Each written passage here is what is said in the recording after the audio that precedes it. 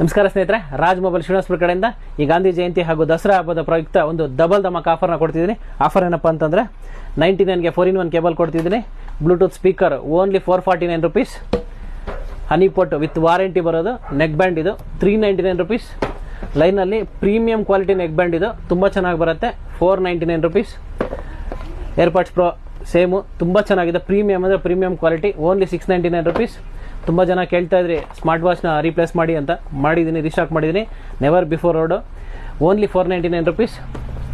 ಹಾಗೆ 10-in-1 ಕೂಡ restock ಮಾಡಿದ್ದೀವಿ, 799 rupees. 10,000 mAh power bank with 22 watt supported ಬರುತ್ತೆ.